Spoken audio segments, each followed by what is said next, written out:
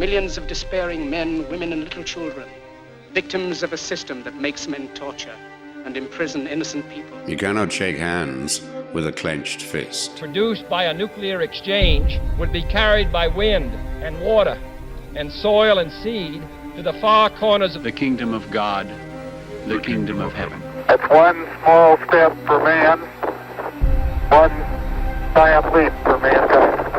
We're not saying that planet Earth is coming to an end.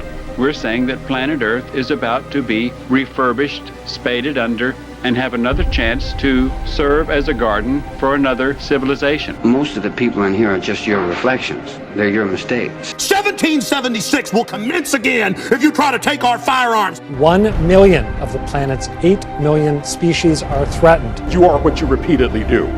Therefore, excellence ought to be a habit, not an act. Your lives and the credibility of the United Nations is at stake. Epstein didn't kill himself. The reason this is such an interesting time is not only because we're on the threshold of the end of this civilization. They're trying to take you out with bullshit. The experience of the past 2 years has proven beyond doubt that no nation can appease the Nazis. To those who can hear me, I say, do not despair. The misery that is now upon us is but the passing of greed, the bitterness of men who fear the way of human progress. The hate of men will pass, and dictators die, and the power they took from the people will return to the people. And so long as men die, liberty will never perish. In the language of the U.S. Department of Defense, these are unidentified aerial phenomena. Roswell's a very interesting place with a lot of people that would like to know what's going on. There is very compelling evidence that we may not be alone. This is the Garden of Doom. Welcome everyone into Garden of Doom, and today we are having a special show where we're going to be joined by two guests. One is with us now, one will join us when she pops on in. And our first time guest, but long time cyber friend, is B-Show Brian, who some of you, I hope some of you, hopefully a lot of you know from the Break the Apocalypse show. How you doing, Brian? I'm doing great, man. Thanks for having me on. No, it's great. And then a returning guest who should be here any moment is C the Superior, who you all know from the two vampire shows, the anime show, and I feel like she's been on another show as well. But so I've got B-Show Brian and C the Superior, so I shall be A the Merely Adequate, but I don't generally say my name anyway. So we're going to talk today about conspiracies, which is something that this show obviously has danced around and jumped into rabbit holes and sometimes straight into the inner earth and into the firmament of the not quite flat earth, but almost frisbee-shaped earth. And so we've definitely dealt with conspiracies. So, we had a show about Mars and the moon to, more to counter those, so to speak. But we never fully said this show is about conspiracy. And sometimes it was just accidental. Has show on the NWO, the whole thing, Cyber Satan. But B-Show Brian is on a show called Break the Apocalypse, as I mentioned, and he's got a history in podcasting and YouTube and stuff like that. And he doesn't really get to talk about conspiracies that much on the air anymore, and he kind of wants to. So I said, Double B, why don't you come on board and, we can dive in. I mean, I feel safe talking about conspiracies with you. I don't always feel safe about, I don't want to alienate, half my audience over a conversation with, because I have a lot of people who are devoutly believe what they believe. And, that can get a little bit scary for the people who don't believe that. And sometimes your host. So B-Show, without further ado, introduce yourself, say a few words, and hopefully by then Chrissy will be here. I mean, C, and then we can jump into your agenda. Yeah, so I appreciate, Jeff, you've been since day one. We started our podcast about 3 years ago. Can't believe it's been that long. And you were one of the first people to become a Patreon member and to interact with us, and we just really appreciate it. So I wanted to make sure I made time to come on here. Sorry I can't be on for the full show. I had a family thing going on after this that I was not aware of until recently. But I'd be glad to come back on and continue and talk about other stuff. And as far as conspiracy, I think I've mentioned on our show, Break the Apocalypse, before how for a little while, I was listening to Alex Jones pretty regularly. And for a while, I was not hook, line, and sinker, but a lot of stuff made sense. And a lot of it tied back to like political assassination plots and Bay of Pigs and Martin Luther King and Malcolm X, a lot of like real world stuff. And it was at a time when like the Gulf of Tonkin incident came out that it was, a false flag operation. And I was a kid that grew up, like I think it was 14 when 9/11 happened. Mm-hmm. So not only do you have like this exploding internet with all this information, which some of it could be true, some not, but it's presented in a really professional manner. I watched, Zeitgeist when I was in college, and I think there was Loose Change, and Alex Jones was making documentaries, and not Joe Russo, there's another one, 9/11 Freedom to Fascism. It's like at this time when I'm young and I'm energetic and I'm trying to figure the world out, there's like all these people out there saying like, well, this is all prearranged and this is a prison, and this is all by the design of X and Y, and here's Y, and like weaving things through. And then eventually I kind of got out of it after a while, because as a kid I was even interested in like Bigfoot and Loch Ness Monster, because you hear all these stories, right? The farther I would go into some of these things, you get squirrely when you start pinning down the exact details. It's almost like if you've ever put in a patio where you mark your area out, you lay down the stones, but there's all this empty space in between, or even grouting a floor. You got to fill all those empty spaces with grout or with sand. Right. And I think that's what conspiracy theories, in some form, because there are conspiracies that are true. Sure. I think some people use conspiracy theories to fill in those gaps, and sometimes it makes sense, and sometimes it doesn't. So I got out of it for a little while just to get back to reality, especially when certain shit like Sandy Hook started happening. Right. Then, of course, I watched the QAnon documentary, Into the Void, or I think it was Into the Storm. Into the Storm, that's right, which is a great documentary. But that's like how I felt. It's like it's hard to explain. Like, I do believe that conspiracies are out there, and I do believe there's some fact to some of this stuff that makes sense. But after a while, like, I just had to back away because some of it started getting outlandish. So. Right. No, first of all, any good conspiracy theory has kernels or larger pieces of truth to them. And because the world is imperfect and people are imperfect and people have 6 degrees of separation, I mean, all of a sudden we forget the 6 degrees to Kevin Bacon game, when we're talking about real life events. It's like, oh, well, yeah, if you go here to there, you can tie this one to that general from X country. Well, I mean, I can tie myself to pretty much anything, because, well, one, I've met Barack Obama, but also my mother's best friend growing up, knew everyone. Bill Clinton, Charles Schultz, Al Gore, Jesse Jackson, whatever. So I could tie myself to anyone in 4 degrees, so, I could be tied to every conspiracy. That's why I stay inside and do nothing. You don't want to leave a trail. I don't want to leave a trail. That's right. Yeah. I'm not as burly as you, but, I'm like Midfoot, not Bigfoot. Midfoot. But, yeah. By the way, I love Bigfoot, but yeah. And there have been conspiracies. There's things that have been, objectively true. Tuskegee, objectively true. The Tulsa Massacre, objectively true. CIA having influence over controlling the drug cartels, objectively true. Whether or not they introduced crack into some of the cities or not, I think that's one decided to be objectively true also, or there's it's like clear and convincing evidence of at least some plan in that. Now, if you watch the show Narcos or Study or whatever, you'd see that what the CIA did with the cartel traders is they gave up. They're like, we can't control this. We can't stop it, but we can at least make a deal with the group that's going to treat it like a business and kill the least amount of people. And, I guess in a greater geopolitical sense, you can justify it or understand it. I mean, especially since the CIA's role is not world peace. It's to gather intelligence and I guess to mitigate the role of disinformation. If you're the FBI doing that or the DEA, that's probably more problematic. But anyway, there's enough out there to make it juicy.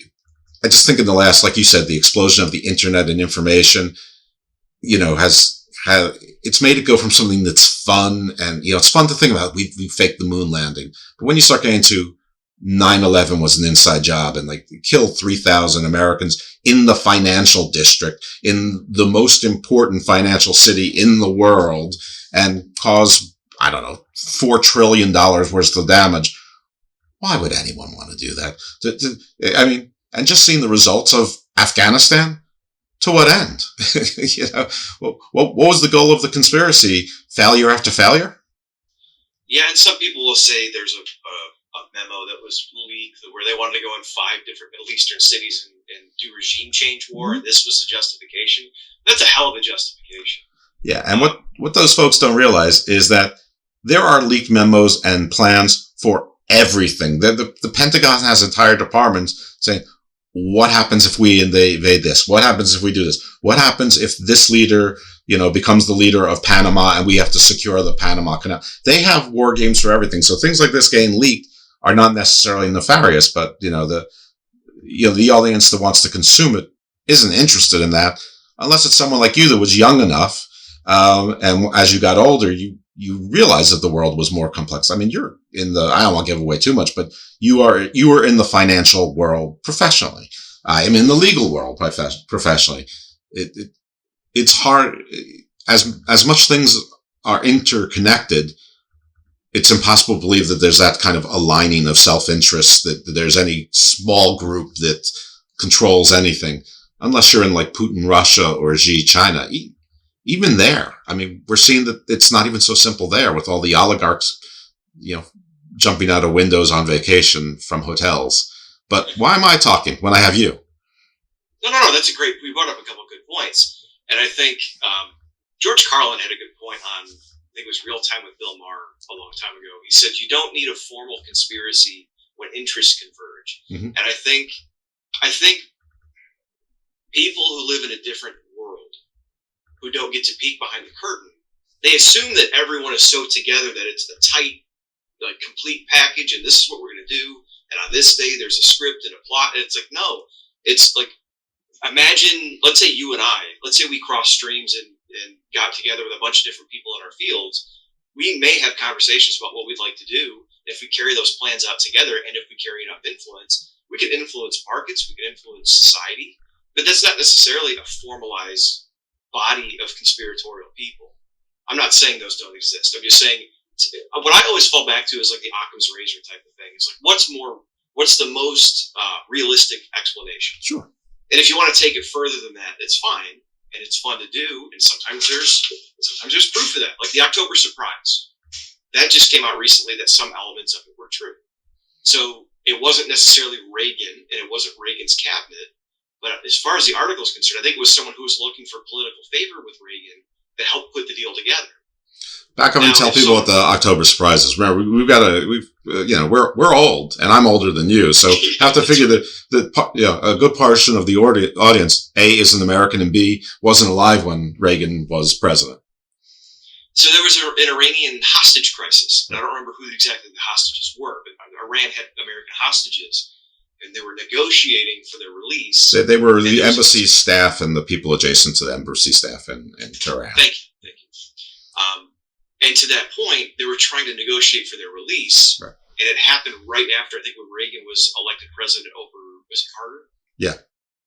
Okay. Yep. So the conspiracy was that the Reagan administration arranged for the release to happen after the election because they knew if they weren't released on Carter's watch, he was less likely to be reelected. Right. And then that's what happened. It was like within 5 days or something of Reagan being elected, they were released.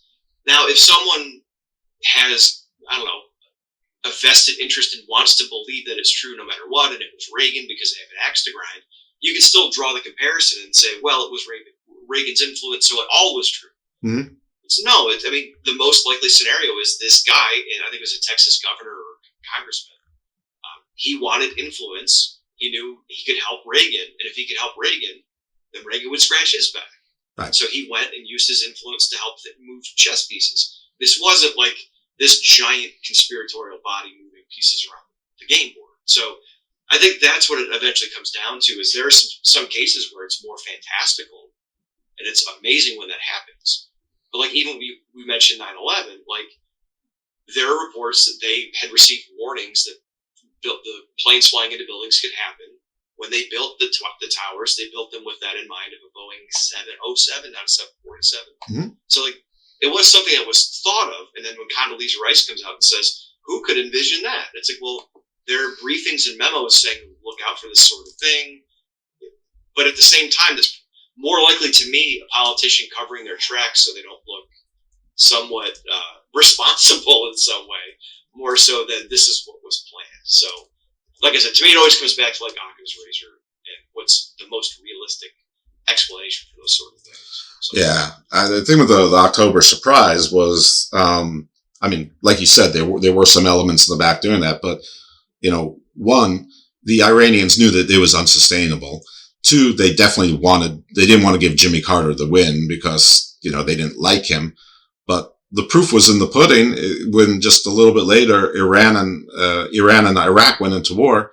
You would think that if there was a deal that the United States would have backed Iran. No, the United States very much backed Iraq. I know that's hard to conceive of now. Well, actually now it's not, but going back, 20 to, 5 years ago, if in the 15 years in there, it would have been, sort of unthinkable.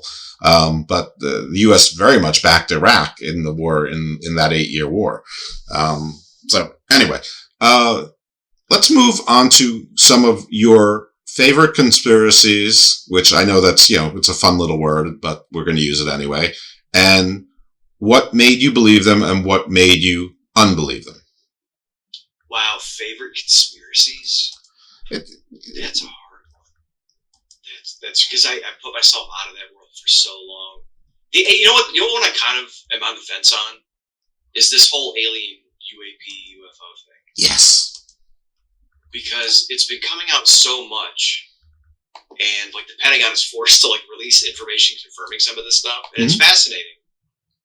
But at the same time, they're talking about appropriating more budget for the government defense, like the air defense, and it's like, wait a minute, does this have something to do with that? It kind of lines up a little bit too much. Let's take a break for a second because our other guest, see the superiors here, her mic is on mute, and she unmuted. See, welcome. Can you hear me? I can. Awesome! Yay! Okay. Sorry I'm late. There was an issue with my mic earlier, and I just got it figured out. But I'm happy to be here with you guys. Talk a little conspiracy. Yep. Well, thank you. Well, first, I was going to say, C meet B, B meet C.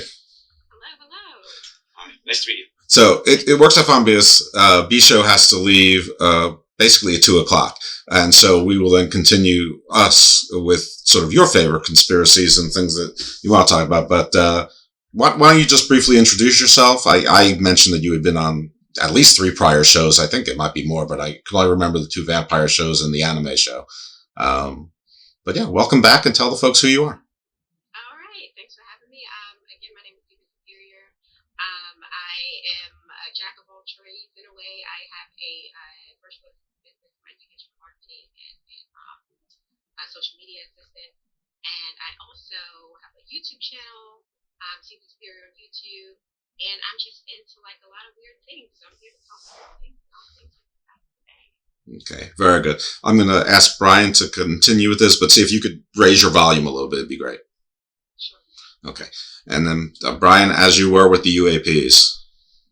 So I'm on the fence trying to figure out if it's all legitimate mostly, or if this is being done like to increase, stoke fears so they can get more money for the defense budget.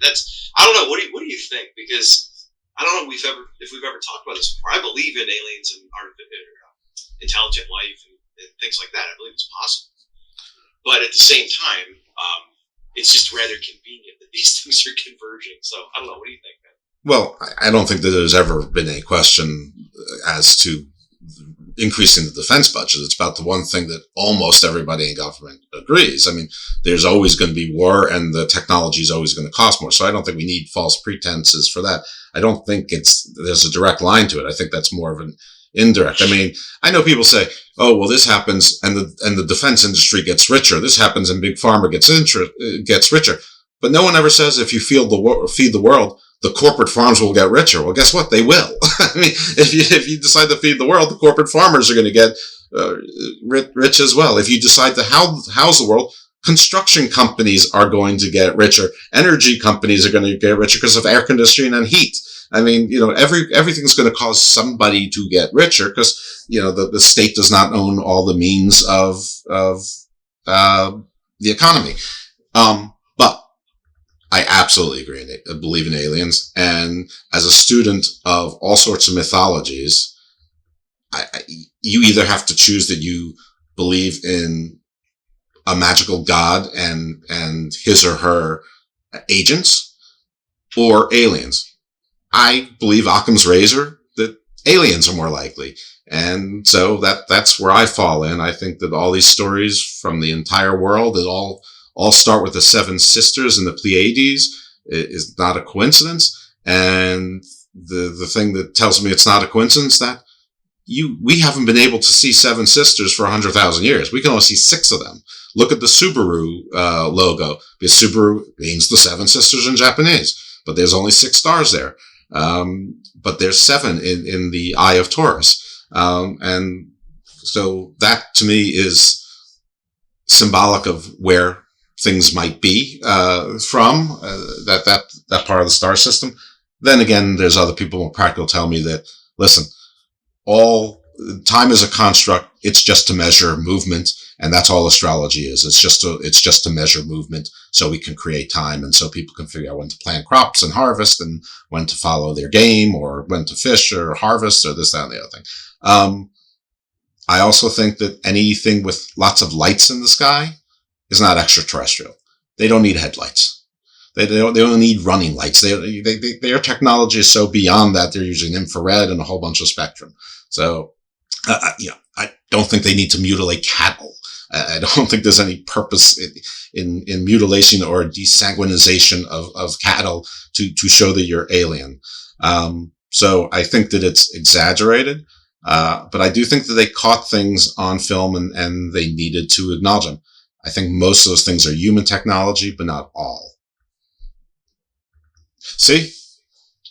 Me, when it comes to aliens? Sure. I am a believer in aliens. I think that there's too much space for us to be the only one, right? But do I believe in little green men? Not so much. Do I believe that they have any interest in what we're doing down here? Not so much. Didn't you date a few little green men? Well, possibly. Okay.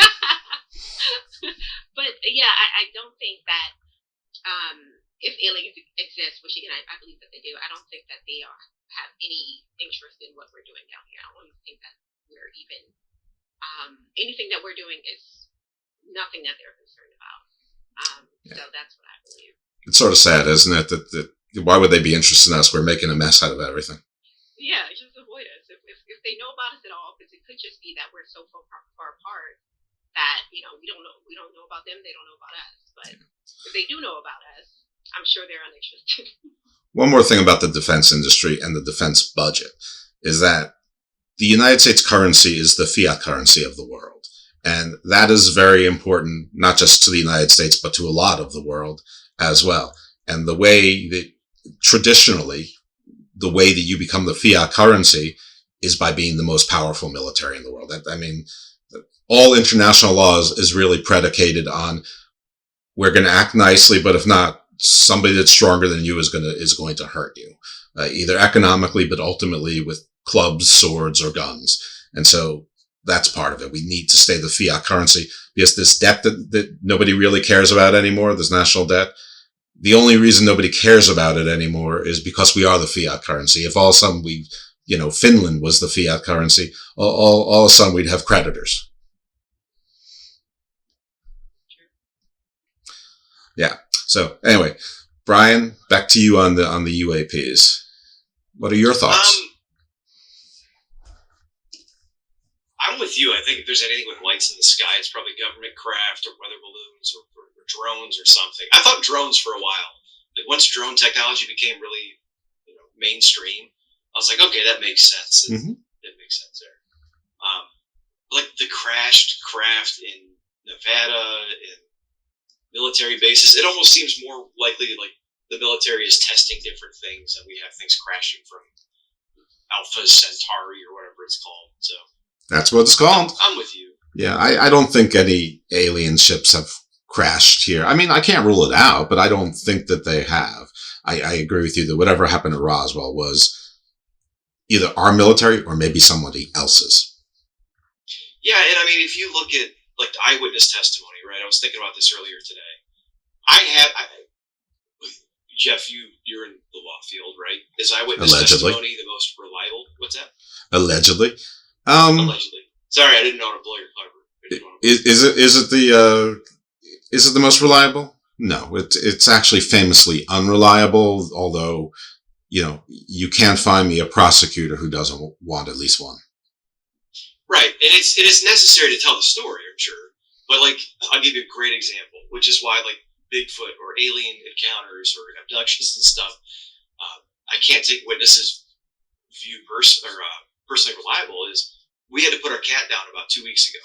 He was 17, he was sick, had to put him down. Sure. Sorry Every time I walk through my kitchen and I walk past the runner that he used to sit on, we have an air purifier that's right there. Every time I walk by out of the corner of my eye, I see him just because I'm so used to him sitting there. Right. So like when it comes to Bigfoot, which I think it'd be awesome if Bigfoot was true. That'd be amazing if they found, another creature in the woods in the Pacific Northwest. But is it more likely that it's upright walking grizzly bears? Probably. In a very dense forest with limited visibility, and you plug in what it is. So I can easily hear a sound and think it's my cat scampering in a second before I realize it's not him. I think it's very easy to believe that those sightings are other things. There was the Roswell, I'm trying to remember what it was, Roswell of Brazil. I was talking about on the show a couple weeks ago. Oh, I had a whole show on a guy from Brazil that went all through stuff in Brazil. I wish I could remember what it was, but the nice thing about having a show is that I have access to all my episodes, so I don't need to remember, or that's what I tell myself. Right. It's not just that I'm becoming, someone's great-grandmother. Mother. Father, whatever. Like my grandpa used to collect all of his VHS tapes that he had. Right. Why did I pick mother? That's strange. That was a strange choice for me. Maybe I'm a late bloomer trans. I don't know.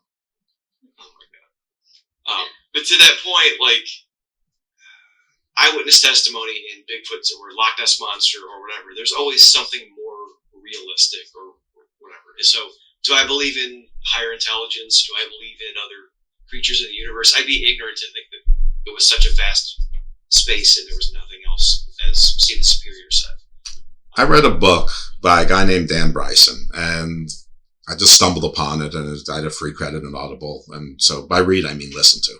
Anyway, he said if you actually took, how when you're a kid, you have the model of the sun and the earth, and all those stars, and you can swing them around or whatever. He said, that's not to scale. That's just what you think is to scale. If you actually put a dot on a piece of paper and call that the sun in your, the furthest room to, let's just say the east, in your apartment in New York City, to get to where Pluto is, you'd have to line up pieces of paper for 10,000 city blocks before you got to where Pluto is, on scale, and just like a pencil dot.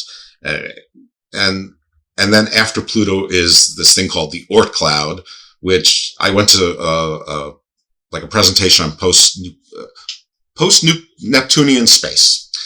And so I asked them, what's in the Oort cloud? They're like, we don't know. It's like, is it all comets? Probably, but we don't know. How big is it? We don't know. Then I read somewhere that it might be 1.7 million light years, the Oort cloud. So, I mean, scientists can't even agree on where our atmosphere ends. So that's just to give you some ideas to the size and scope of space. So I think mathematically it's extremely unlikely that we're the only, unless of course you believe in God and we are God's special creatures. Then it makes it very easy to believe. Whoa. God? Okay, that's it. That settles it. It's God and we're God's special creatures. Sorry, I had myself muted, but it didn't mute. Well, that was you? Oh, I thought it was God sending me a signal. Telling me I got the right answer. John Carpenter with the Fog soundtrack. Sorry. Well, God has good taste in music. God appreciates a good score. She, he, she, whatever. You know what? When it comes to conspiracy theories, right? I know there's the ones that are like more rooted in lore and like the Bigfoots and the Loch Ness monsters. But I'm not really much of a believer in those specific conspiracy theories. I think the Bigfoot guy, didn't he come forward? Like the guy who was actually in the suit in the video, he said he came forward, and I think they tested the water, and a lot of monster water. They didn't find anything odd, otherworldly or unusual in the testing. But the stuff that I think is like really odd, this is where my inner conspiracy theorist comes out. I believe in like the government conspiracy theories. I believe in those. Let's go. Get juicy. Some fishy stuff going on behind the scenes that we aren't made aware of, be it for national security or other reasons. And being that I grew up in an area that was predominantly Black and Latino, there is an inherited mistrust of things that you hear from media and the government and things like that. And a lot of the things, like even with COVID, I'm not sure if we can say that on there. This is Garden of Doom. This is a free. We're talking about conspiracies. You're allowed to talk about COVID. Okay, so even with COVID, there was this belief that it was either it was not real. Even when it first came out, they were saying, "Oh yeah, it's not, it's fake," right? Then after that, it became a thing of, they just made COVID so they can jab you with a vaccine to, do X, Y, and Z. And I believe that the biggest theory around the vaccine was that it was supposed to, what were people saying? I'm trying to remember what people were saying when it first came out. And it was either that it was supposed to, do something odd with your blood, like it was supposed to change some kind of DNA inside of you to either make you sicker or something like that. Or more docile, I heard too. Yeah. And the other one, people were like, "Oh, it's going to make you gay." There's always those people that say something like that.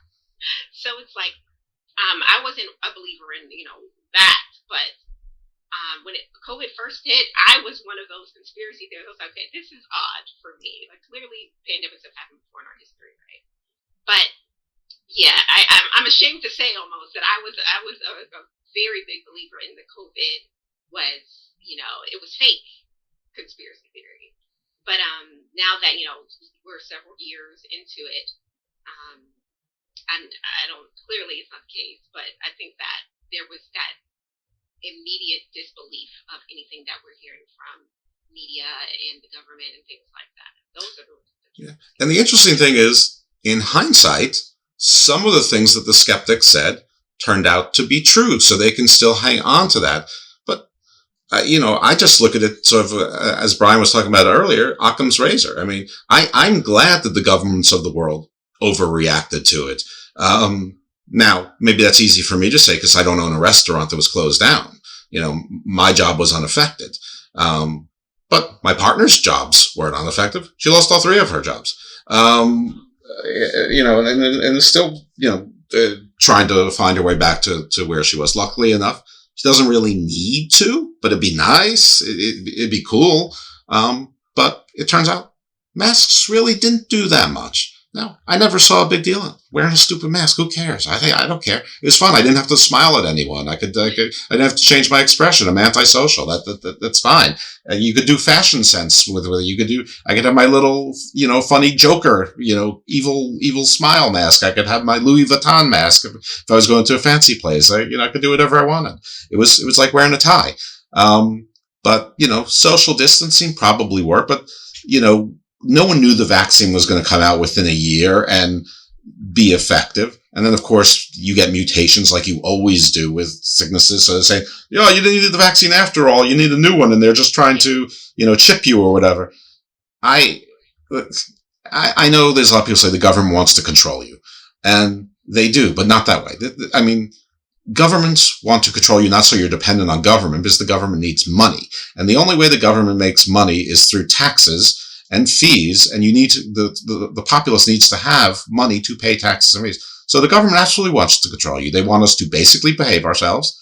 They want us to pay our taxes, and they want us to buy tons and tons of shit that we don't need. So where does a free vaccine fit into that? It didn't. And if it was just the U.S. that reacted one way and the rest of the world was like, what's wrong with you jabronis? That gave me pause. But at the end of the day, I get a flu shot every year. I got a shingles shot because I'm very, very aged. It's like taking a vaccine is like, it's not a big deal to me, but I understand in the black community, you remember the Tuskegee Airmen. You remember being the guinea pigs. And, frankly, so should I, from World War II and Stalin's Soviet Union, but we don't. And probably the reason why we don't in my community is because so many people in my community are academics and in the medical fields. And so, we probably have more of a trust of the system. And also when I say we, I mean Jews, like the United States is sort of like our haven. I mean, it's safer to be Jewish here than it is in Israel. Or maybe not anymore, but it was. It's like, this is our Babylon when Babylon was our friend. So enough about me in this. I have two guests talking about, but yeah, COVID's a cool one. Not in the traditional Fonzie cool sense of the word. That's right. For the 4 people listening that actually remember Fonzie. I know. And see, it's like, what's a Fonzie? I know Happy Days. I've heard of it before. Okay. See, I thought that's why she's good with me. Brian, but we're still in your segment. So what's another, remember, we're using fun, not in the going to the amusement park kind of way, but interesting to talk about way. What's another fun one on your list? One that you just mentioned, people working. This is one that I heard a while back from an Alex Jones documentary, I think. No, it was a Aaron Russo documentary. And he said there's a theory that J.P. Morgan and the family helped fund the right for women to work because half the population of the United States was sitting at home not paying income taxes. Dang. I don't know if there's any truth to that, but based on what Steve Superior and you were just talking about with what makes sense financially for the system, that actually makes a little bit of sense there. So it does. I don't know what you guys think. Well, it's progressive and conspiratorial all at the same time.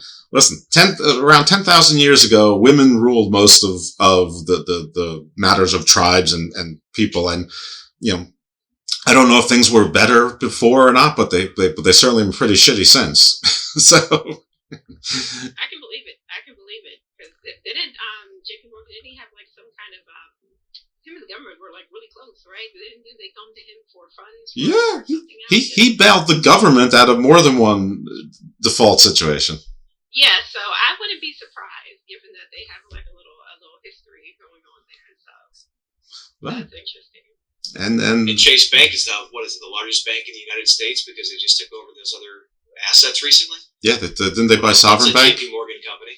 That's right, and really that whole too big to fail thing.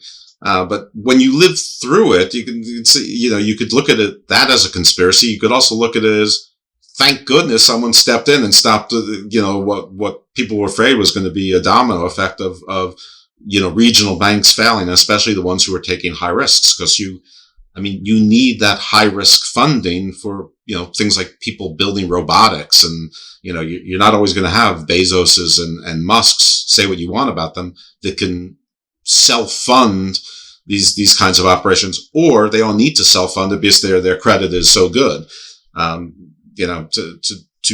do space exploration, which of course will lead to the British East India Company and the Hudson Bay Company again, which is all sorts of terribleness in and of itself. But such is the patterns of the world. I mean, right now we're living through the conspiracy, but your Occam's razor, I call it the conspiracy of laziness, because if you look at things and think complex, or what's the laziest simple answer?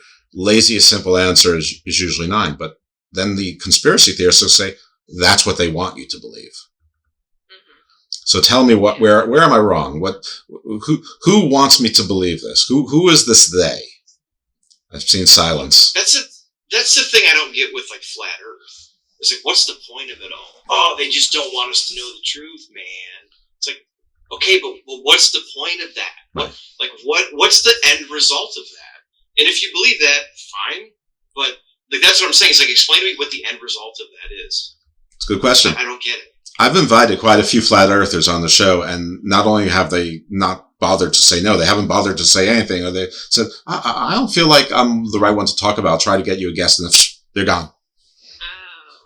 See, I don't know much about the flat Earth movement or what they believe. I do know a little bit that they think that, of course, the Earth is flat and that there's like a wall where, where the end of it is, and that's where all of the science experiments are supposed to be going on, or something like that. Mm-hmm. So maybe the point of it is to keep us, out of the loop as far as what they're doing beyond the wall of Antarctica or whatever it is that's supposed to be the edge of our flat Earth, quote unquote. Yeah, but I agree with Brian. What is the end game of being flat? It's a flat Earth. So what? Are you just trying to tell us that astrology is made up? Because most people don't believe in horoscopes anyway. I mean, what's the difference? I mean, unless you're trying to tell us that we built the flat Earth and that there's somebody outside looking in. Now, I have had guests on who believe in sort of more of an oblong Earth that is in an enclosed system, and that the entirety of the space program is fake, and something called the firmament. But that ties into believing that there is a God that created our world, and it is our world. This is ours, and so. But I don't know what all the fakeness would be, trying to fake us otherwise, because they would say they're trying to turn you away from God, but if they turn you away from God, then what? I mean, it's, there's more people, at least in the U.S., who identify as atheists or non-denominational than the otherwise. I mean, is that because of the space program? I don't see the correlation, but I don't know. Damn you, Buzz Aldrin! Damn you! Right, and people say Buzz Aldrin said we never landed on the moon. I don't remember ever hearing Buzz Aldrin say that, but I have seen Buzz Aldrin many times over like 40 years talk about being on the moon. So, maybe he said something once sarcastically or drunkenly or whatever, and you hang on to that. I don't know. There was a video of him when he was older, and I think what he said, it was something along the lines, "Oh, we never did that." But the way he said it, it could be taken as, I feel like a lot of people took it out of context. It was. I wish I could find the video again. I saw it on Instagram like maybe a couple years ago, and everyone in the comments like, yeah, see, he said it. He said it's fake. But he didn't say the words that we never landed on the moon. None of that actually came out of his mouth. It was something that he said, though, that if you want to hear it interpreted as him saying we never landed on the moon, you could, but given everything else they've said, it didn't make sense to me. But I will have to find the video.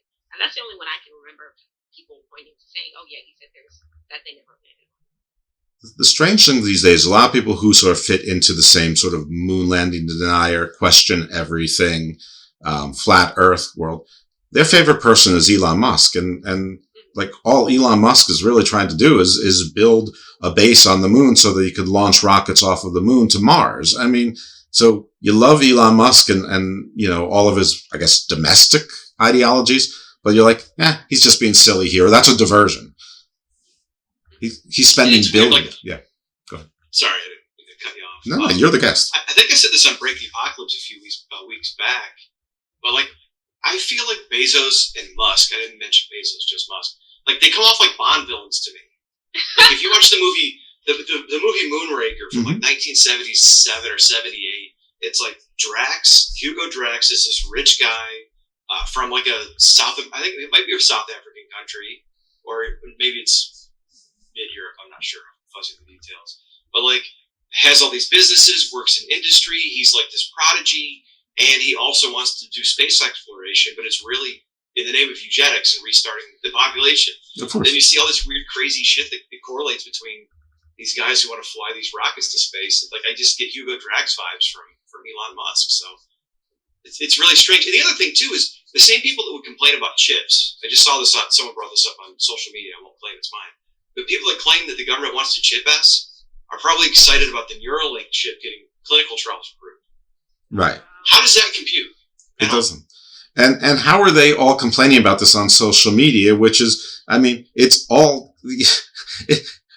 We've already given all of our information to the government. By the way, if you're paying taxes, this government already knows it. Now we're busy giving away our information to the Chinese government through TikTok. I mean, if you're concerned about privacy, great, but what you need is a time machine. There's no point in you've lost your battle unless you want to go completely off the grid. And I've had a guest on who who's one of the top 10, and I didn't make this up, I saw it. It's one of the top 10 whistleblowers about the New World Order.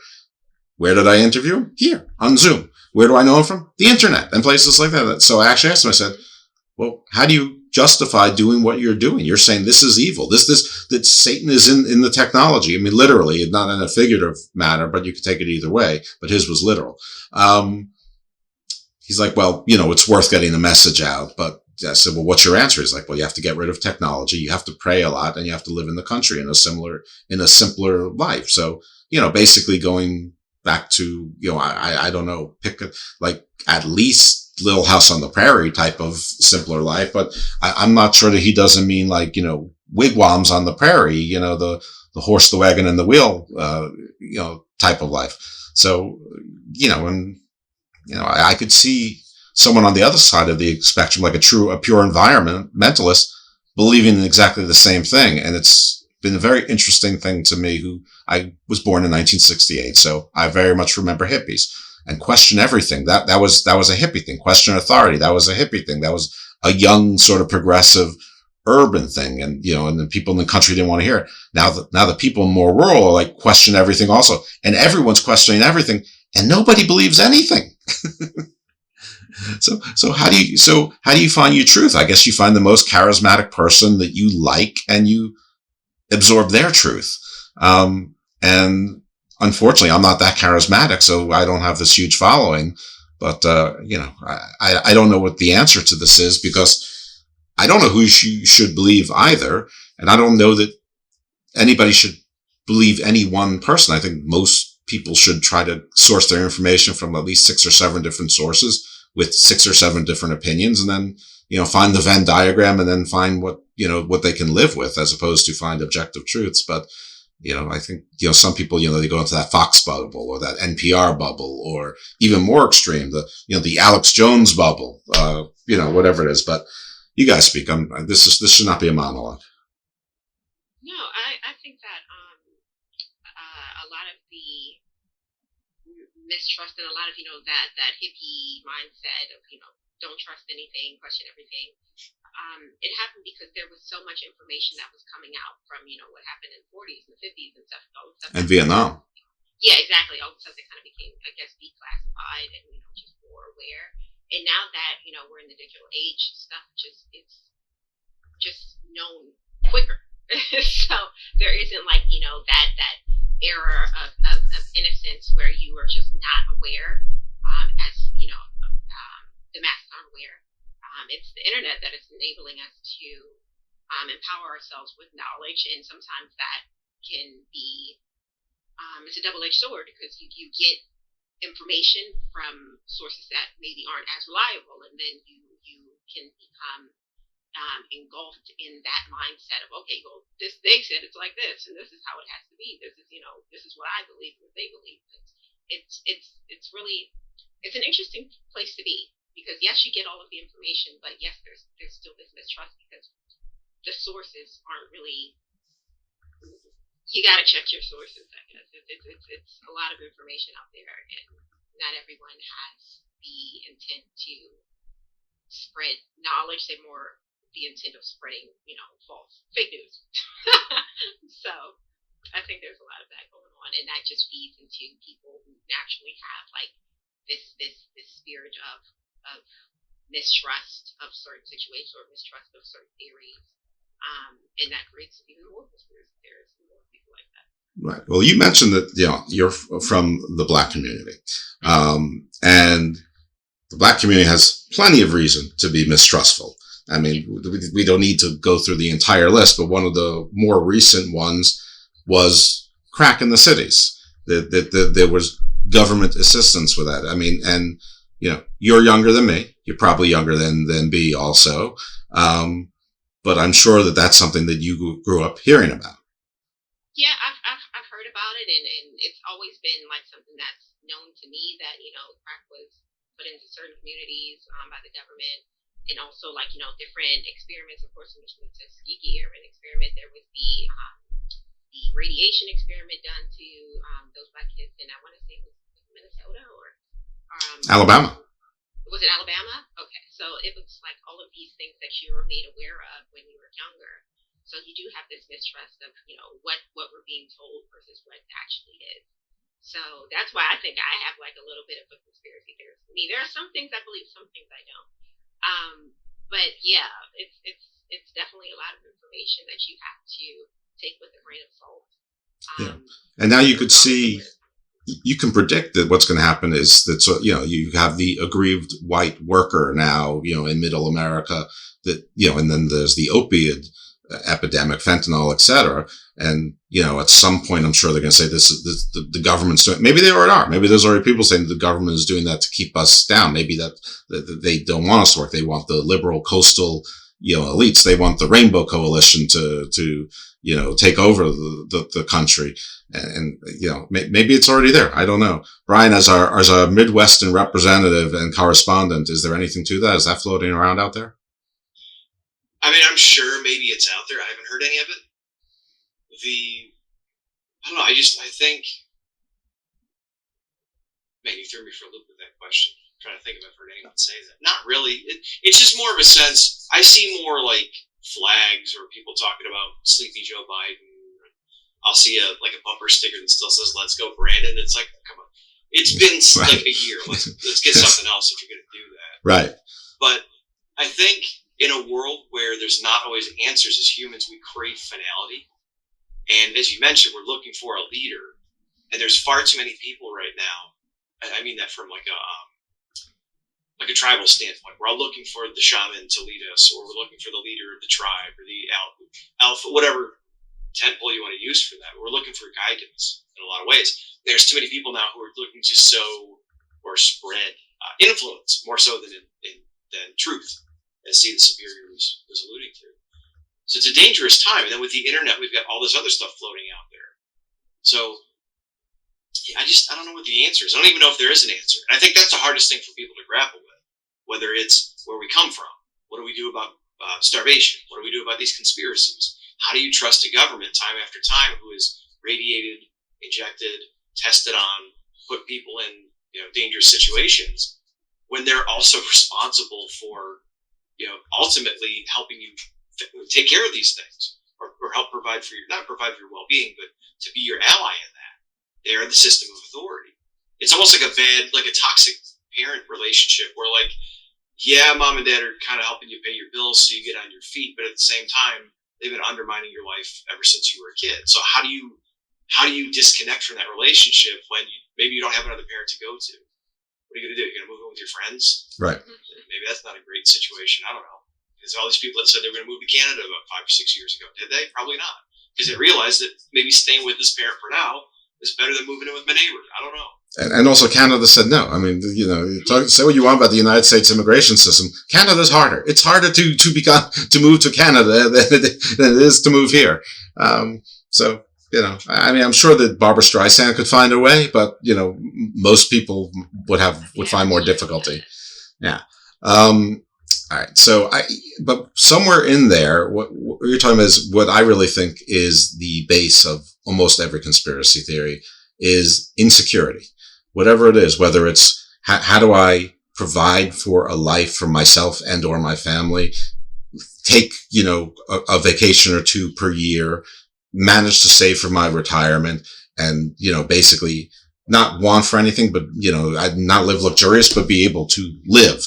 And in that is insecurity and the need for control. And I actually think that there's a comfort in being able to blame a they or them, whoever they or them is. As comforting as it is to believe in a God, that God has a plan and all that, I think it's God's plan doesn't seem to have all the answers for us. God's plan sometimes doesn't make sense for all of us.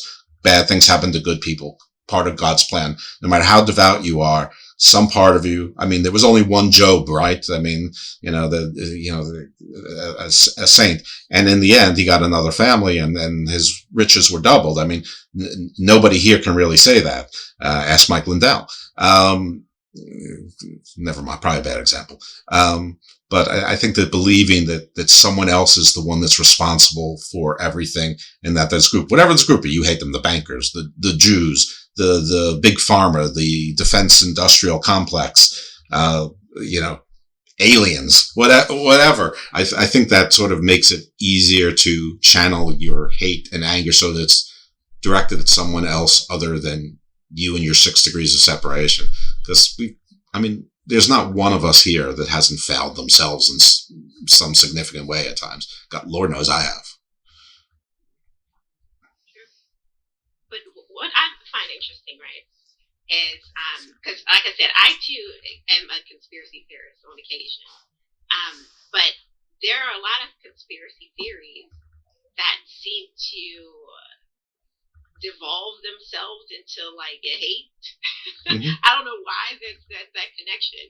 Like I know that there was this guy, I forget his name, but he had this theory about how there was only like 4 days in the week or something like that. He had this theory that we have less days than what we think we do. And when you like start to listen to what he said, he started blaming everything about as far as why we were made unaware to the fact that our days are shorter than what we believe they are. And a lot of it was, anti-Semitic. A lot of it was, just all of this weird energy that you would think, like, what does this have to do with anything? So I think it's like, yeah, there are a lot of conspiracy theorists, but there are those few that are just crazy sometimes. Until they're not crazy. And listen, I don't believe, obviously I can explain away a lot of things, or I can try, and I don't believe in a lot of conspiracies, except for the ones that I absolutely believe in. And I think I'm reasonable, but someone else might not think I'm reasonable. We all think we're reasonable. Nobody looks at themselves in the mirror and says, I'm a nut job. So tell us what are some theories that you believe are true? I absolutely believe in aliens. Okay. I believe that there has been alien visitation. I believe that there was some sort of experimentation with creatures and man by aliens at some point, only because it's in every single type of mythology that it's out there in every religious belief. Everyone, whether you're a monotheist or a pagan, by the way, I'm not going to get into the fact that there is no such thing as a monotheist. There ain't no monotheists out there, but we can skip that for the moment. But yeah, I think that that's there. Now, whether or not they're still observing or whatever, maybe. Whether or not they really have a vested interest in us, I don't know. Maybe they're just waiting us out to take the resources or watching like a TV show. I don't know, but I absolutely believe in aliens. That is one. That's probably a low-hanging one, but that's something I've always believed in. I believe that there is archaeology that we're going to find, unfortunately, at some point in Antarctica, hopefully through technology and not through meltage, because if there is that kind of meltage, there's going to be no we. I mean, unless you live in a submarine. But I absolutely believe that there's archaeology of human or human-like things in Antarctica. So what about the theory that aliens came and they assisted with like some of our wonders of the world, like they built the pyramids and things like that? Where do you handle that? I'm skeptical, but I don't rule it out. Let's leave it at that. I think that when you have so many things all over the world, yeah, it's easy to say that somebody helped you to do it. It also could be that maybe it just wasn't really as hard as you think to figure out. I would like to get an architect on to talk about, like, because people are saying, we can't build the pyramids now. And I'd like to talk to an architect, because usually when I hear them, they say, yes, we can. Like, I hear this former NASA whistleblower scientist, John Brandenburg, all the time talking about their Xenon 129 on Mars in ratios that can only mean that there was a nuclear war there.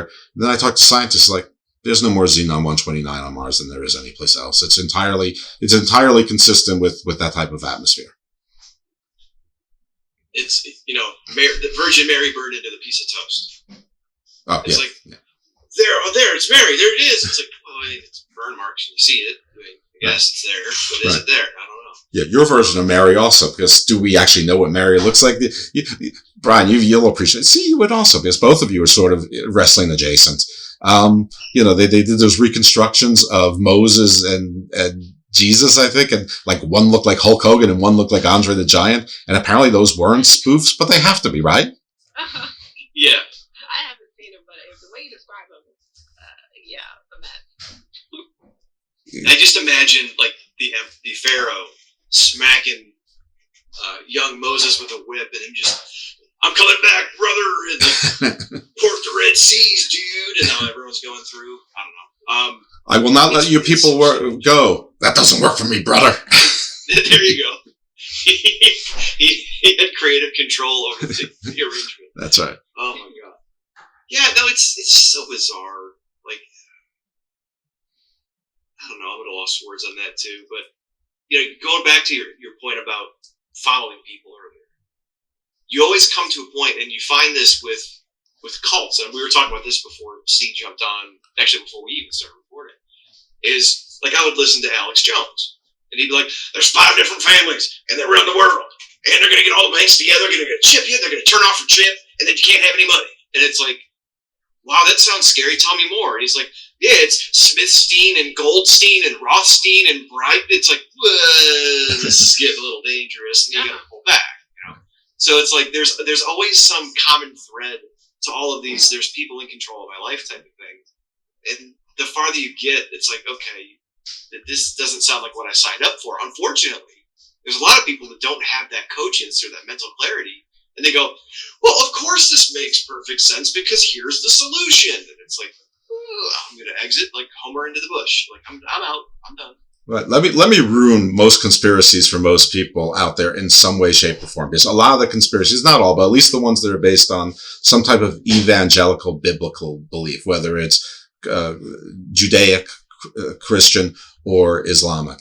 But most of them end with some type of there being revelations, and it's probably more for a Christian than anything else. But at the end of the Great War, it's more like Ragnarok. It's not like everyone gets saved. The people get saved go to heaven. You still die.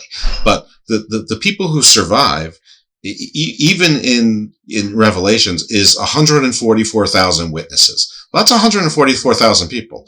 That may have been a lot when you were writing this, 3,300 years ago in Babylon or Canaan or the Sinai or wherever it was actually written.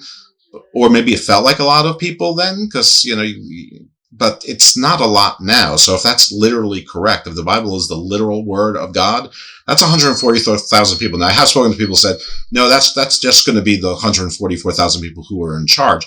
Okay, so we are afraid of the elites only to create more elites, which happens to be a multiple of 12, which happens to be the 12 tribes of Israel. So even your answer there can be a Judaic conspiracy to it, which, being Jewish, I hope that part is true. So at least maybe I in the ruling class, I can assure you I'm in no ruling class right now. But I don't know. But that's sort of a cold dash of water on some folks, because you're going from one set of elites to another set of elites. Anyway, Brian, I know that you had almost like a hard stop at 2, and it's 5 after 2. So last thoughts from you, and promote where people can find you. I would say take any conspiracy with equal parts curiosity and skepticism. Keep Occam's razor. I almost said working. Occam's razor in mind. Sometimes the most simple answer could be it. And the second someone starts tagging names that end with Steen on the end of conspiracies, you might want to step aside and kind of look at things, because it's a lot more complicated than that. Except Frankenstein. Yeah, Frankenstein. Fuck that guy. Yeah. Sorry, screw that guy. You might have to edit some stuff out of this episode. You can curse. It's fine. Okay. I tried to mind my manners, but you can find me on Break the Apocalypse at Break the App on all social medias. We talk about we're getting more to the entertainment, pop culture type of stuff, but we still go over funny, crazy stories that happen from time to time. So check us out there. I'm also on YouTube at VShow Brian. I talk about horror movies and other nerdy pop culture stuff. So nice to meet you, See the Superior. Hopefully we talk again sometime. Jeff, thank you very much for your support of Break the Apocalypse. You've been down since day one, and I think you and I have been interacting somewhat since the Wrestling Soup days, being in the chat room. So, yep. Thank you very much. My pleasure to be here, and hopefully I can do it again sometime soon. Yeah, we'd love to continue with you. All right, thank you, Brian. And now, see, just like the Superior is, you're going to be a soloist. All right. Let's dive in. What do you got for us? So, I did have one theory that I thought was really interesting, and I haven't heard much people talk about it. And I took a couple notes about it. So if you indulge me, I will. I'll give you a little bit of deets. So, Now, apparently, way back when, Queen Elizabeth, there was this theory, and it's called the Brimson Boy theory, right? And it was popularized by someone mentioned in the episode that we were talking about before, which was vampires. Bram Stoker, of all people, he popularized this theory, even though he didn't, create it, but he made it more well known. And it was pretty much that Queen Elizabeth was switched, she was switched from a girl to a boy from this village called the Briceley Boy Village. And long story short, Bram Stoker discovered in the village Briceley every year that they would dress up a boy in Elizabethan clothes and deem him the May Queen, right? And this is a celebration that they do every year.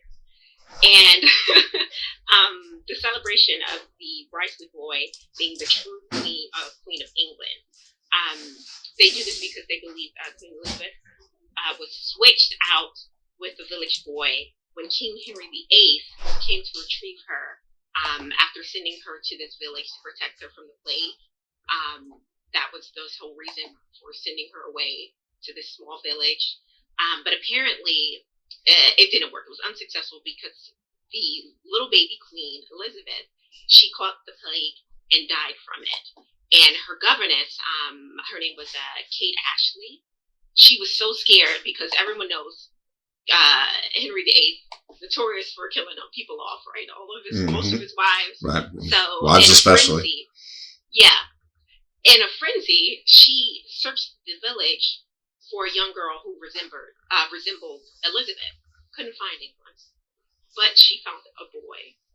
And it was, she dressed him up and passed him off as Elizabeth. And he lived the rest of his days as Queen Elizabeth, according to this theory. And it's really oddly popular, apparently more than, this is something that people believe. And it was made worse at the time because of her status as the Virgin Queen. She never married, she never had kids.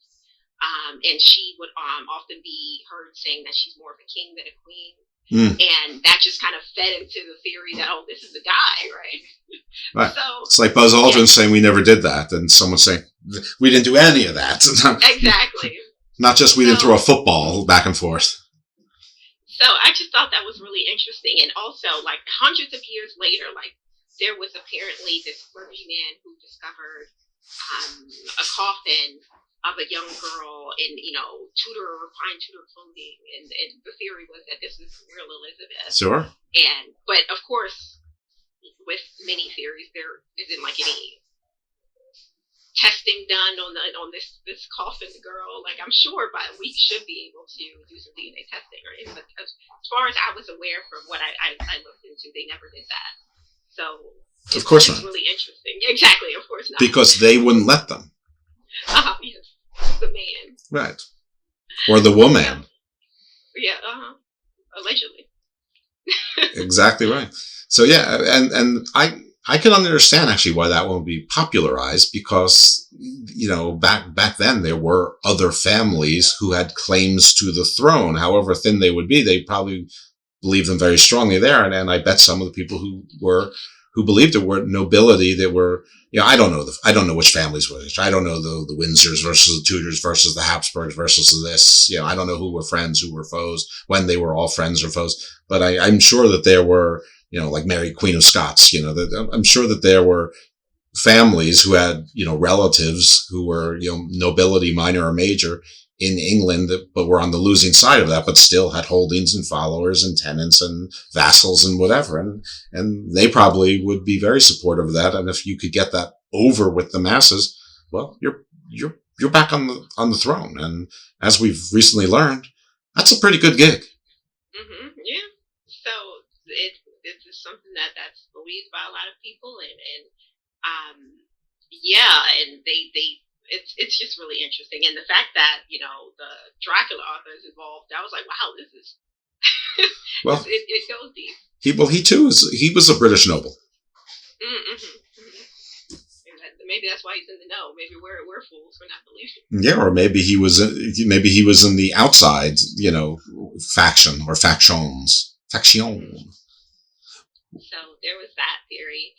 There was also one that I saw a video about on TikTok. TikTok is like a wealth of information. You can find so much on TikTok. I'm a fan of TikTok. I know it's a lot of people are not for it.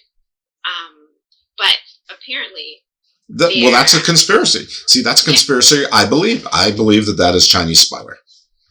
Okay, see, I'm like, okay, everyone's spying on us either way, and so I'm like, if they want to see what I post, which is uninteresting things, feel free.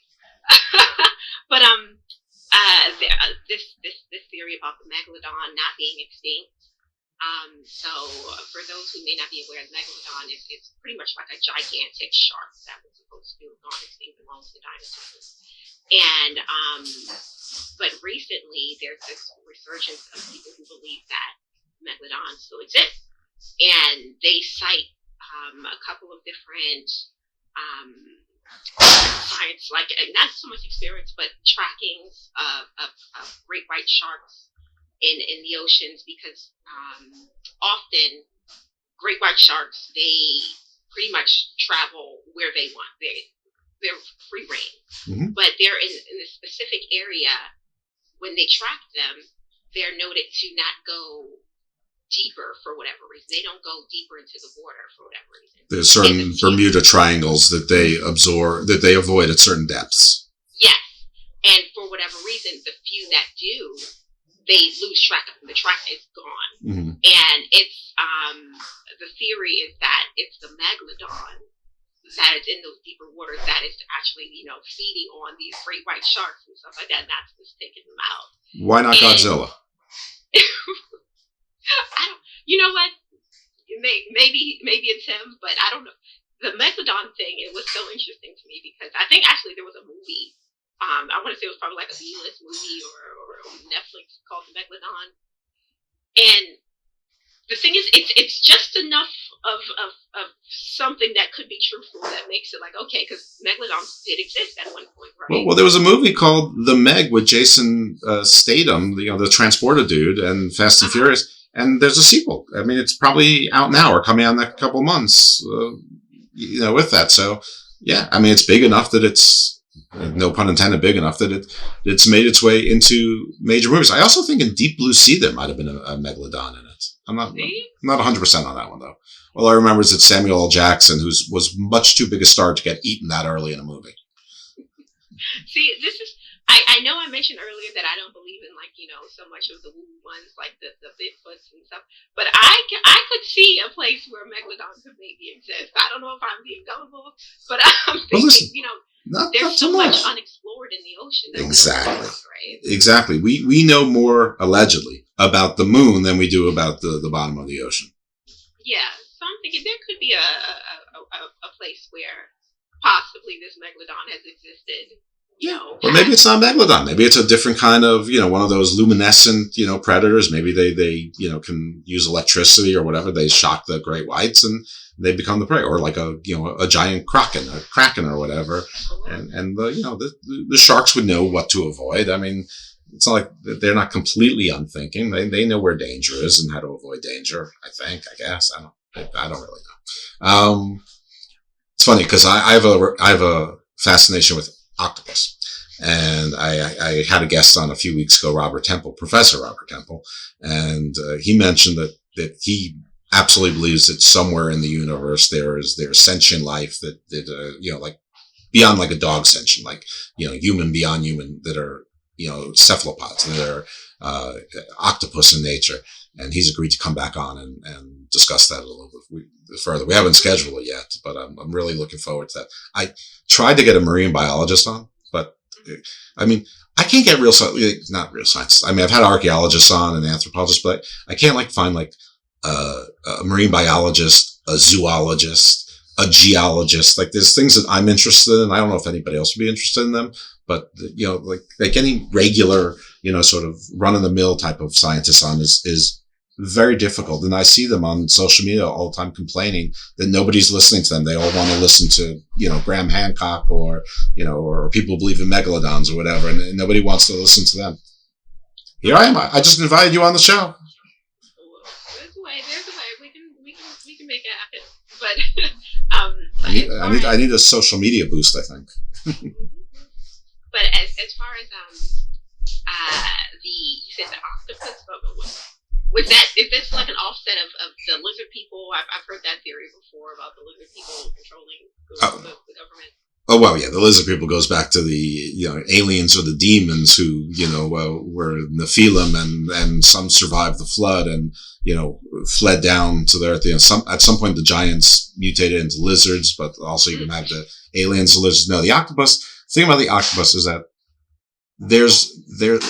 listen, I don't know this exactly, so this may be wrong in very important ways, but to my memory, there's something in their DNA which is unique to species of octopuses, and it's not even in cuttlefish or other cephalopods, not squid, not anything. It's just octopuses, and so it's fed into, and they're also very smart. So it's fed into, that they're, somewhere, that they might be, they might have been part of the primordial soup, that they might have been introduced, through panspermia. They're not from this world, and somewhere there might be very advanced cephalopods. But I've also in my inaccurate memory is that in the ancestors, that there are other species with that same type of DNA. It's just they're extinct. So that's what I wanted a marine biologist to come on and talk about, and still to date without any success. What can I tell you? But I'm still alive, right? I can't wait to hear more about it because that sounds really interesting. But I haven't heard the octopus theory before. But yeah, again, I have heard the reptile leaders theory. And some of it's very Lovecraftian. Cthulhu, the giant demon, the messenger of the demons, the foreboding of the Titans coming back, was basically a giant squid with reptilian wings that he can shrink and grow to the size of the horizon at will. Very godlike, but evil godlike. But as far as other theories that I found interesting. Of course, there was this one, I'm not even sure if this is actually a conspiracy theory at this point, because I want to say that there was a court ruling that pretty much kind of sided with the people saying that this is what happened. But MLK was supposed to be killed by the government as opposed to this random shooter. And when I was looking at some videos about it some time ago, and all of the evidence just seemed to pile on to the fact that this could be something that the government did. And one of them was that the shooter who they blamed, who they said was the killer, he apparently was so bad at his aim that he got kicked out of the army or something like that. And the fact that he was able to make a shot from such a difficult angle, because the angle of where he would have been shooting would have been pretty much impossible, not to mention that there was a tree, according to all accounts, that was there. A couple days later, tree was gone. The tree was taken up. Moving tree, right. Yeah, moving tree. And there was other things like that. It makes you think, like, oh, is this really, did the government really get involved in this? Well, not just MLK, but both of the Kennedys. Oh, there's a rich tapestry of conspiracy theories with, prominent leaders, especially in the 60s, being assassinated. And I think there was something to the JFK ones too. And it's like those were really interesting to me, because it's like, those seem like there could be a grain of truth there. And it's just so much, I don't know, I feel like there's so much evidence to say that that's what happened, but, of course, because the government is involved, you can't really go against the government. So those are some that I think that are true. Even as far as, with Marilyn Monroe, people are saying Marilyn Monroe didn't actually, kill herself. Mm-hmm. She was off. Then same thing with Jeffrey Epstein. That one, I'm a firm believer that he didn't, kill himself. And that's one that I believe. I was talking about what conspiracy theories that you all believe. That's one that I believe. I think that he was taken out. I'm not laughing that you believe in it. I mean, first of all, a lot of people believe in it. It's very suspicious to believe that somebody that was in solitary in a federal prison holding cell, where they usually take away your shoelaces and your belts and stuff, would kill themselves. And sort of both guard, like one fell asleep and one guard was getting a snack at the time or whatever. None of the cameras were working. Right. Yeah. There's a lot of things that went wrong, at the same time.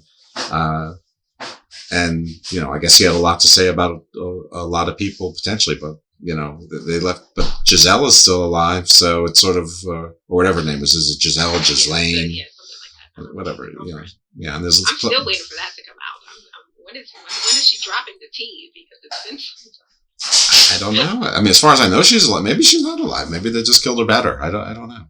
Maybe it's what's going to happen in this other theory that I've heard about. The AI is really big right now, and apparently people believe that there's either AI clones that already exist that are living amongst us, which could maybe be what Brazil is or whatever her name is. But there's also the theory that we're all in a simulation.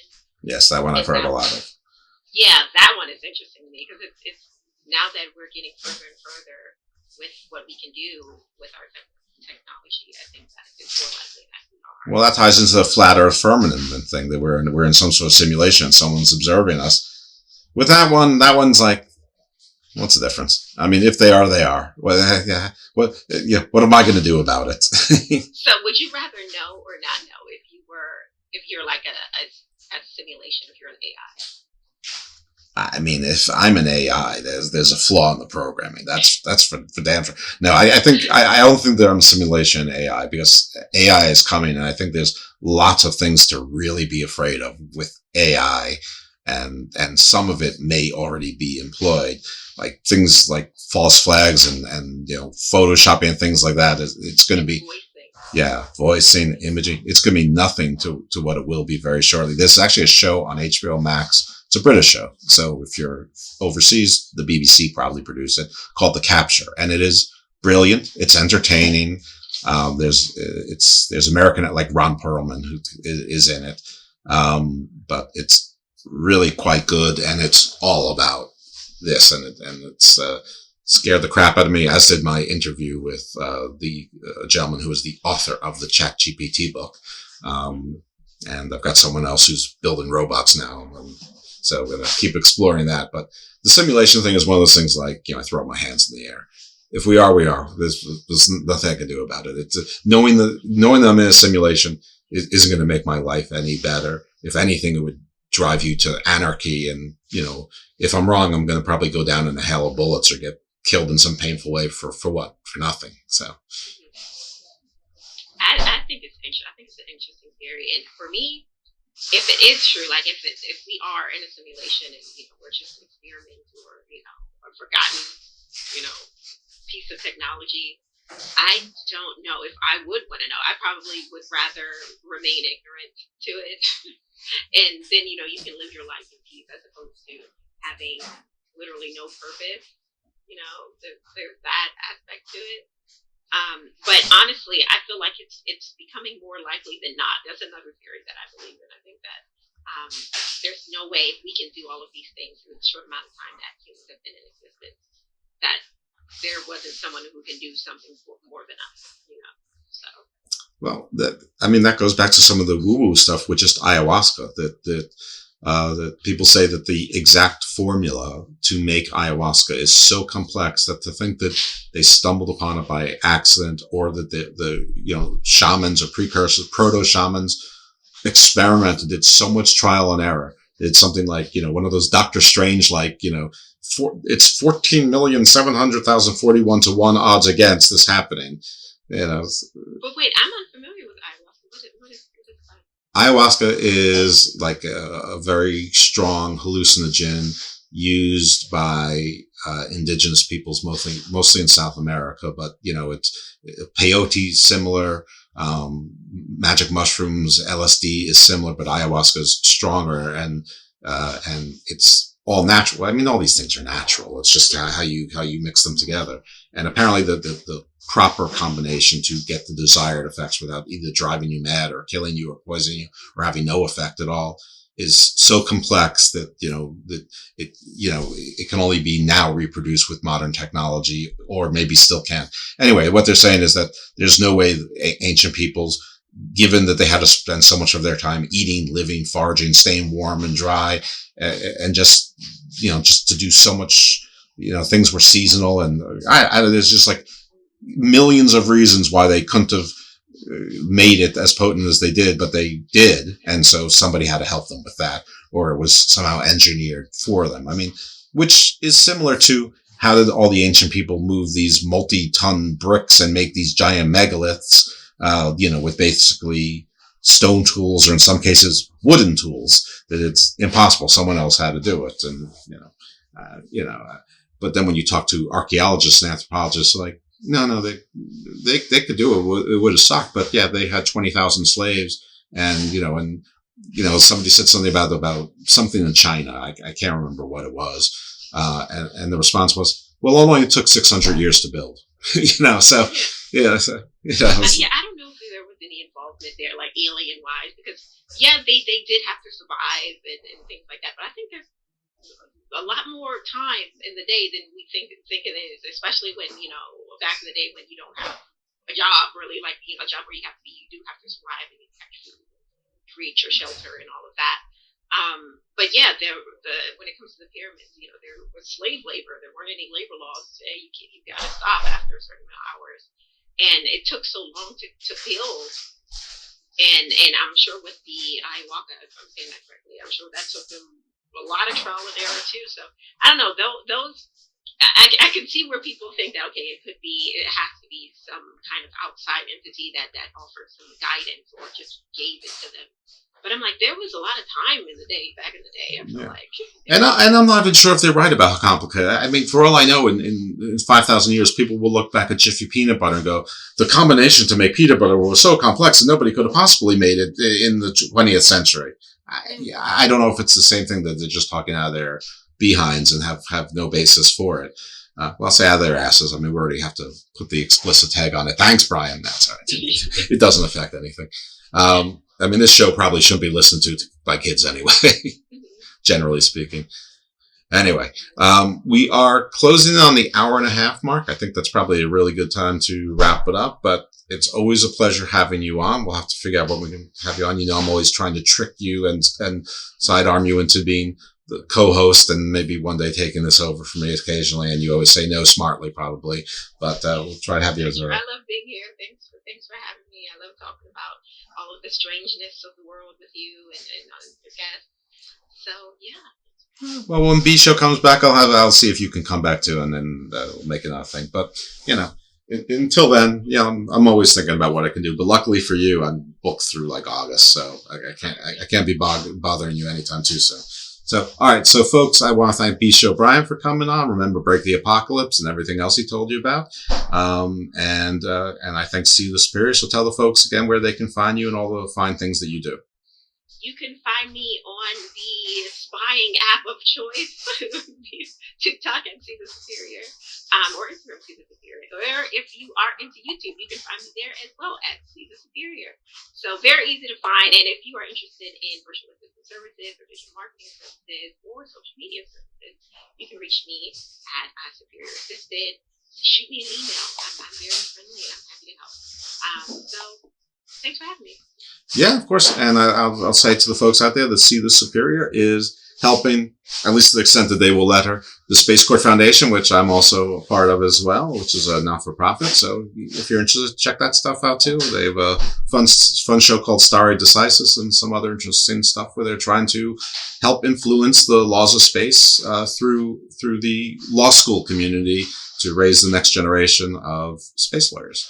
So everyone, thanks again to the guests. Thanks for listening in. Please rate and review us and tell your friends about the show. We really benefit from referrals, and I enjoy hearing from you. So I'd never say this, but I don't say it enough, but you can follow me at IcarusFellMD. Just know that I'm going to be talking a lot about professional wrestling, and you're going to be wondering, why is this bright, intelligent guy who's an excellent dancer and lover talking about wrestling all the time? Just know none of us are all just one thing. Anyway, thanks again for joining us, and you'll hear from us again next week in the Garden of Doom. You can't beat the system. You can't beat the system. No, you can't beat the system. You can't beat the system. They chain ya, detain ya, restrict ya, and restrain ya. They rented special shackles from the state of Pennsylvania. Don't bother with the facts because they're always gonna twist them. No matter what you do, you know you can't beat the system. Life is a trumped up charge. Life is a trumped up charge. I'm just another sap, too dumb to beat their rap. The one way I'm a felon is I fell into their trap. The world's the one that did it, but the world is still at large. Life is a trumped up charge.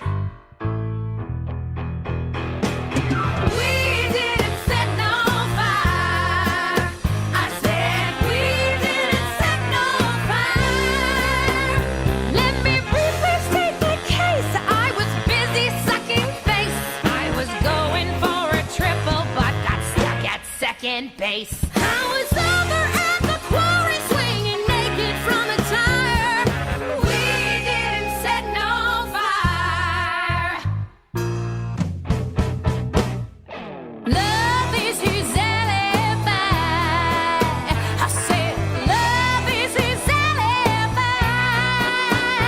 I can place him in my scene if you know what I mean. He was with me from approximately 12, 15. If you call me as a witness, I will gladly testify. Love is his alibi.